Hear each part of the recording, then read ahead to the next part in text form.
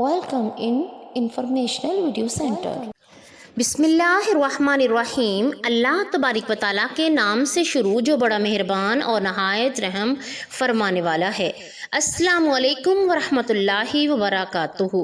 प्यारे दोस्तों, तारीख़ इंसानी का एक ऐसा बदबख्त और जालिम बदतरीन इंसान जिसने हुज़ूर अकरम सल्लल्लाहु अलैहि वसल्लम की आल औलाद को चुन चुन कर बेदर्दी के साथ कत्ल किया और जहन्नुम का तोक अपने गले में डालकर हमेशा हमेशा के लिए जहन्नुमी बन गया। प्यारे दोस्तों, आज की इस वीडियो में हम आपको दुनिया के बदतरीन इंसान जिसका नाम यजीद था उसके बारे में बताएंगे। यजीद बदबख्त कौन था और यजीद बचपन ही से किन गुनाहों के अंदर मुब्तला था और इसने अपनी सारी जिंदगी किस तरह नापाकी और गलाजत के अंदर गुजार दी। क्या यजीद अल्लाह और इसके रसूल पर ईमान रखता था और क्या यजीद मुसलमान था या काफिर था? प्यारे दोस्तों, इन तमाम तर सवालात को जवाबात कुरान पाक हदीस की रोशनी में हम आज की वीडियो में आपको बताएंगे। लिहाजा आपसे गुजारिश है कि आप हमारी वीडियो को एंड तक लाजमी देखिएगा। प्यारे दोस्तों, दौरे यजीदी से लेकर आज तक हर दौर के उलमा कराम ने यजीद की नापाकी और इसकी गलासत को बहुत अच्छे तरीके के साथ बयान किया है। जैसा कि हज़रत अल्लामा जलालुद्दीन सयूती रहमतुल्लाह अलैह बयान फरमाते हैं कि अल्लाह तबारिक व तआला हज़रत इमाम हुसैन के कातिल यजीद और इब्ने ज़ियाद पर लानत फरमाते हैं और हज़रत अल्लामा इब्ने जोज़ी रहमतुल्लाह अलैह ने यजीद के कुफ्र पर एक मुकम्मल तौर पर किताब तहरीर फरमाई है जिसके अंदर उन्होंने ये बात साबित कर दी कि यजीद एक काफिर इंसान था जो कि हुज़ूर अकरम सल्लल्लाहु अलैहि वसल्लम की शरीयत का मुनकिर था।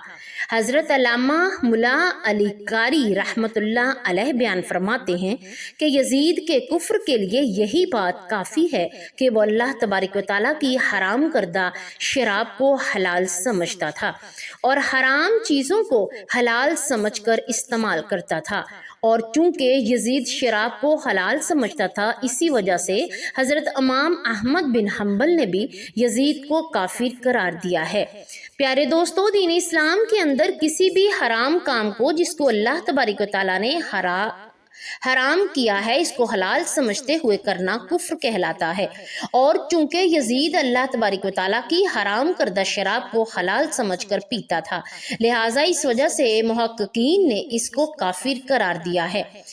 जनाब हजरत शेख मुहद्दिस हक दहलवी रहमतुल्लाह अलैह फरमाते हैं कि यजीद जहन्नुमी और लानती इंसान था क्योंकि यजीद पर हुज़ूर अकरम सल्लल्लाहु अलैहि वसल्लम का ये फरमान सादिक आता है जैसा कि हुज़ूर अकरम सल्लल्लाहु अलैहि वसल्लम ने हज़रत अबू ज़र गफ़ारी रहमतुल्लाह अलैह से इरशाद फरमाया कि तुम इस वक्त क्या करोगे जब मदीना मुनव्वरा को खून से रंग दिया जाएगा। और ये यजीद ही था जिसने हुज़ूर अकरम सल्लल्लाहु अलैहि वसल्लम की आल औलाद को शहीद करके मदीना मुनव्वरा को खून से रंगा और मदीना मुनव्वरा की बेहुरमती की। हज़रत मुजद्दद अल-फसानी रहमतुल्लाह अलैह बयान फरमाते हैं कि यजीद बदबख्त था और इसकी बदबख्ती के अंदर कोई भी शक व शुबा नहीं किया जा सकता। प्यारे दोस्तों, इस तरह हर दौर के उलमा हक ने यजीद को अपने दलाइल के साथ काफिर व मुर्तद करार दिया है। प्यारे दोस्तों, बात करते हैं कि यजीद कौन था और इसकी पैदाइश कैसे हुई। यजीद बचपन ही से किन किन गुनाहों के अंदर मुब्तला था इसी को भी बयान किया जाता है। लिहाजा इसके अंदर रवायत में आता है कि यजीद 25 हिजरी में हज़रत सैयदना उस्मान गनी रहमतुल्लाह अलैह को दौरे खिलाफत में दमशक में पैदा हुआ और इसकी माँ का नाम मैसून था जो कि बनु कल्ब के सरदार अब्दुल बन अनीफ की बेटी थी। यजीद ने अपने ननियाल के अंदर परवरिश पाई और ये अव्वल दर्जे का शराबी था। यजीद का कबीला हजाज की सरहद पर एक सहरा में आबाद था जो कि नाच गाने के शौकीन थे और ये شراب کا کام کیا کرتے اور شراب پیا کرتے تھے۔ یہ ناچ گانوں اور رقص و سرور کی محفلوں کا انعقاد کیا کرتے تھے اور کھلے عام اللہ تبارک و تعالیٰ کی نافرمانیاں کیا کرتے۔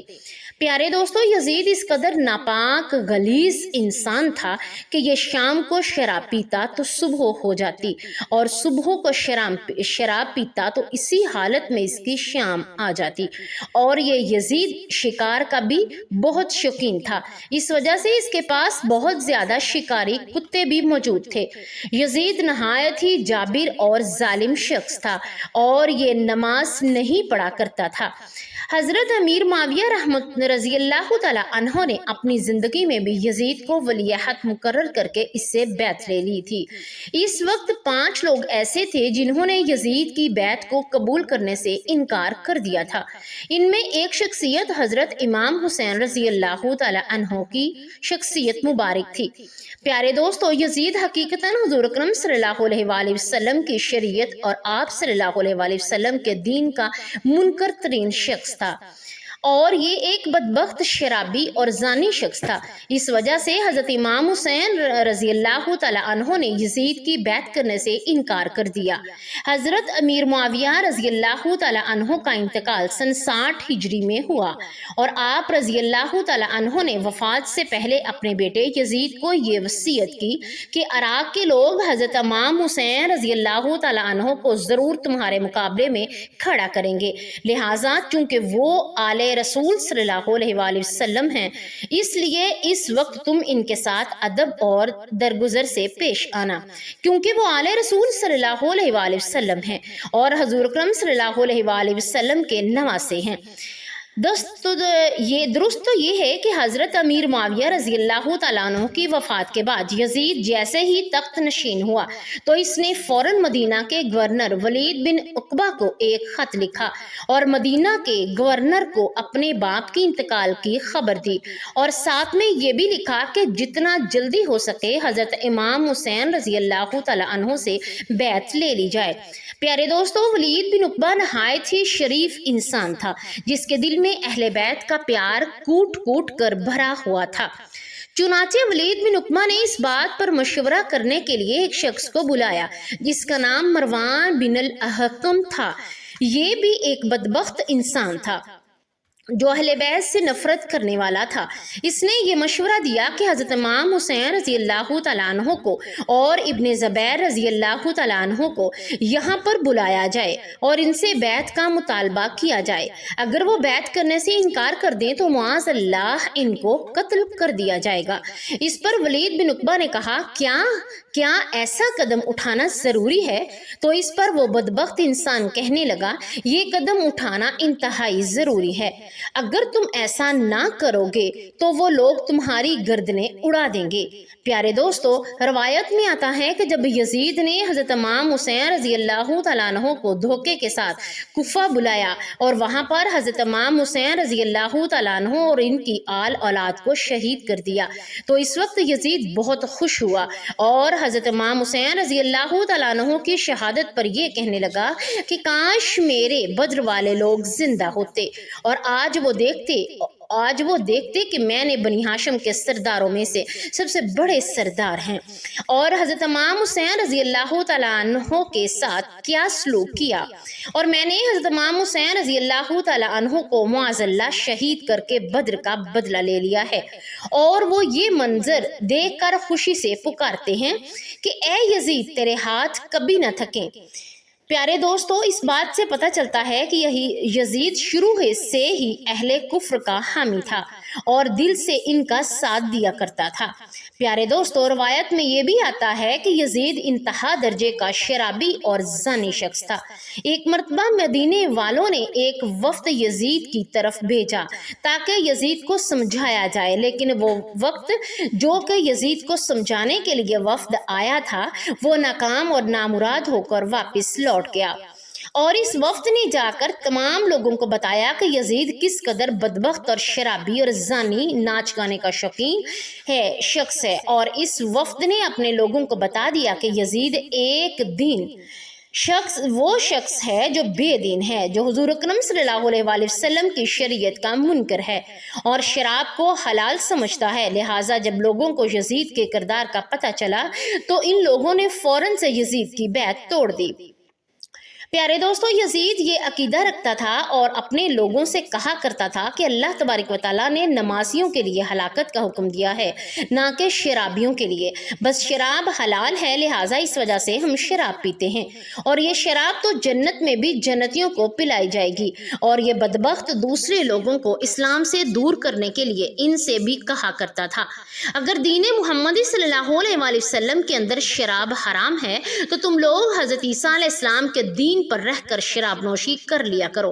اس وجہ سے حضور اکرم صلی اللہ علیہ وآلہ وسلم نے ارشاد فرمایا تھا کہ میری سنتوں کو بدلنے والا پہلا شخص بنو امیہ سے ہوگا اور اس کا نام یزید ہوگا۔ پیارے دوستو، یزید نے حضرت امام حسین رضی اللہ تعالی عنہ اور اہل بیت اطہار کو شہید کر کے اپنے آپ کو ہمیشہ ہمیشہ کے لیے جہنمی بنا لیا اور یہ ہمیشہ ہمیشہ کے لیے کافر و مرتد ہو گیا۔ روایت میں آتا ہے کہ یزید کی موت کے بعد جب اس کا بیٹا اس کے تخت پر بیٹھا تو اس نے اپنے باپ کے تخت پر تھوکا اور یزید کے تخت پر تھوکتے ہوئے اس کے بیٹے نے ایک طویل خطبہ دیا، جس خطبے کا لب و لباب کچھ یہ تھا کہ یزید کے بیٹے نے کہا، میرا باپ اگرچہ حاکم بنا لیکن وہ نالائق اور نااہل تھا۔ میرے باپ نے حضرت امام حسین رضی اللہ تعالیٰ عنہ اور نواسہ رسول کو شہید کیا، لہٰذا وہ قبر کے اندر اللہ تبارک و تعالیٰ کے دردناک عذاب کا حقدار ہوا۔ پھر یزید کا بیٹا روتے ہوئے کہنے لگا کہ میرے باپ کی بری موت میرے باپ کا برا ٹھکانہ ہے، اور اس کے ساتھ وہ کہنے لگا کہ میرے باپ نے حضور اکرم صلی اللہ علیہ وآلہ وسلم کی شریعت کا انکار کیا اور شراب کو حلال سمجھا اور خانہ کعبہ کو نقصان پہنچایا، لہٰذا وہ ہمیشہ ہمیشہ کے لیے اللہ تبارک و تعالیٰ کے عذاب کا حقدار ہوا۔ پیارے دوستو، اس طرح یزید کے بیٹے نے ایک بہت بڑا خطبہ دیا اور اپنے باپ کی بادشاہت کے اس تخت پر بیٹھنے سے انکار کر دیا جو تخت حضرت امام حسین رضی اللہ تعالیٰ عنہ اور حضور اکرم صلی اللہ علیہ وآلہ وسلم کے خون سے رنگا ہوا تھا۔ اللہ تبارک و تعالیٰ سے دعا ہے کہ اللہ تبارک و تعالیٰ ہمیں اہل بیت صلی اللہ علیہ وآلہ وسلم سے بے انتہا محبت کرنے کی توفیق عطا فرمائے، آمین یا رب العالمین۔ اگر آپ کو ہماری انفارمیشنل ویڈیوز پسند آئیں تو آپ اسے لائک کریں، شیئر کریں، اور اگر آپ چینل پر نیو ہیں تو چینل کو سبسکرائب کریں۔ جزاک اللہ خیرہ۔